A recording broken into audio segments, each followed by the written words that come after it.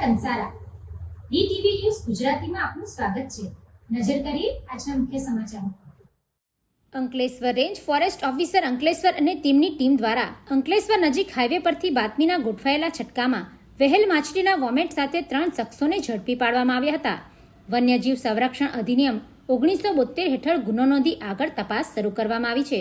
મળતી માહિતી મુજબ વન વિભાગને બાતમી મળી હતી કે અંકલેશ્વરના નર્મદા ગેટ વિસ્તારમાં આવેલા એક હોટલ પાસે કેટલાક કિસ્મો પ્રતિબંધિત વન્યજીવ ઉત્પાદનોના વેચાણ માટે અવરજવર કરી રહ્યા છે। બાતમીના આધારે રેન્જ ફોરેસ્ટ ઓફિસર અંકલેશ્વર તથા સ્ટાફે વોચ ગોઠવી કાર્યવાહી હાથ ધરી હતી। દરમિયાન શંકાસ્પદ 3 વ્યક્તિઓની તપાસ કરતા તેમની પાસેથી અંદાજે 1.838 કિલોગ્રામ વજનનું વહેલ માછલીનું વોમેટ મળી આવ્યું હતું। આંતરરાષ્ટ્રીય બજારમાં અત્યંત કિંમતી ગણાતા આ એમ્બર્સ ગ્રીસની કિંમત ₹66 લાખ હોવાનું પ્રાથમિક તપાસમાં સામે આવ્યું છે। વન વિભાગે આરોપીઓ પાસેથી એમ્બર ગ્રીસ ઉપરાંત કાર તથા મોટરસાયકલ મળીને અંદાજે ₹66,70,000નો મુદ્દામાલ જપ્ત કરવામાં આવ્યો છે। વન વિભાગે આણંદ જિલ્લાના દુવારણના મહેન્દ્ર રમેશ સિંધા, અંકલેશ્વરના હર્ષદ ચંદ્રકાંત પટેલ અને કમલકુમાર નટવરલાલ ચૌહાણને પકડી લીધા હતા।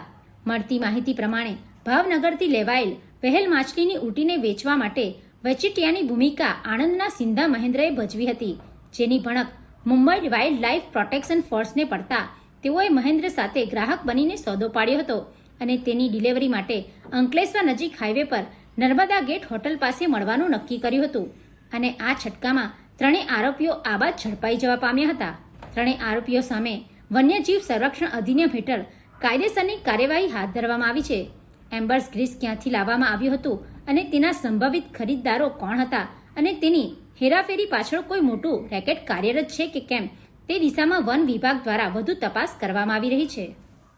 આજરોજ મહેરબાન નાયબ વન સંરક્ષક શ્રી સામાજિક વનીકરણ વિભાગ ભરૂચની સૂચના અને મહેરબાન મદદનીશ વન સંરક્ષક શ્રી ભરૂચ સામાજિક વનીકરણ વિભાગના માર્ગદર્શન હેઠળ અંકલેશ્વર રેન્જ તથા રેન્જના સ્ટાફ દ્વારા નેશનલ હાઈવે 8 નર્મદા ગેટ પાસે જે આરોપીઓ કમલેશ કુમાર નટવરલાલ ચૌહાણ, પટેલ હર્ષકુમાર ચંદ્રકાંત સિંધા, મહેન્દ્રભાઈ રમેશભાઈ દ્વારા વહેલ માછલીની વોમેટનો વેપાર કરવા માટે, ધંધો કરવા માટે એ લોકો આવતા બાતમીના આધારે જે અમારી ઇન્ટેલિજન્સ બ્યુરો ટીમ સાથે એમને જે રેડ કરેલ અને એ મુદ્દામાલ સહિત 2 વ્હીકલ અને વહેલ માછલીની વોમેટ કબજે કરી આગળની તપાસ કરવામાં આવેલ છે।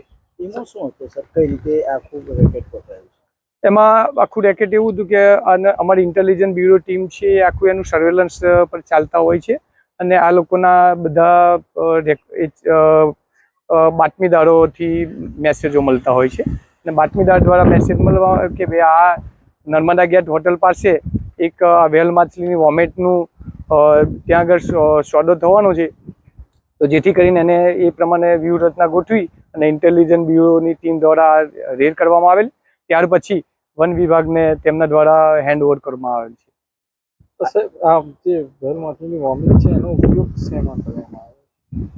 તો વહેલ માછલીની વોમેટનો ઉપયોગ એ અલગ અલગ વસ્તુમાં કરવામાં આવે, મેડિકલ તરીકે કરવામાં આવે છે। દરેક ક્ષેત્રમાં અલગ અલગ કરતા હોય છે આ લોકો કામ। આ લોકો ઇન્ડિયામાં જ વેચતા હતા કે ઇન્ટરનેશનલ? ઘણી વખત ઇન્ડિયામાં પણ જાય છે, ઇન્ટરનેશનલ પણ આ લોકોના કનેક્ટિવિટી હોય છે।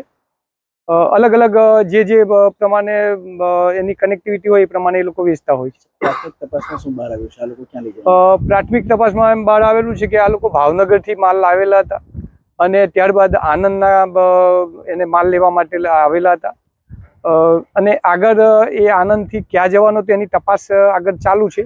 એ તપાસ બહાર આવ્યા પછી આપને જણાવવામાં આવશે। Pintu Modi, DTV news, Ankleshwar.